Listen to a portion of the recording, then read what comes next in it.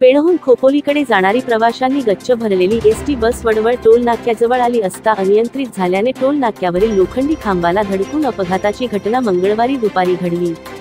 ही धडक एवढी प्रचंड होती की अपघातात टोल नाक्यावरील मोठे लोखंडी खांब उखडून फेकले गेले। पेण डेपोची एसटी क्रमांक MH20PL 3064 खोपोलीकडे जात असताना दुपारी 12 वाजण्याच्या सुमारास खालापूर हद्दीत वडवळ टोल नाक्यानजीक आली असता चालक निलेश भगत यांचे एसटी वरील नियंत्रण सुटल्याने टोल नाक्यावरील लोखंडी खांबांना एसटीची धडक बसली। यामध्ये एसटीचा पुढील भाग चेपला जाऊन पुढील दोन्ही चाकं निखळून पडली। एसटीमध्ये 50 पेक्षा अधिक प्रवासी होते।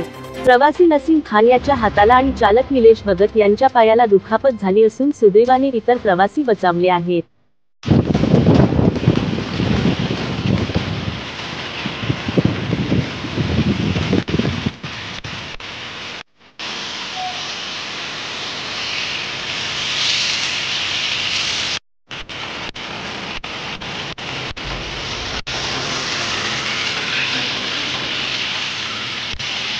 ब्रेक लागला नाही, गाडी लेफ्ट साईडला खेचली गेली आणि ड्रायव्हरवर डायरेक्ट तुम्हाला मार लागले? मार लागले, पायाला लागलं, स्टेअरिंग लागलेली, कमरेला पुढचं लागलं। ब्रेक लगा, ब्रेक नहीं लगा, स्टेयरिंग साइड में खींच गया, लेफ्ट साइड में।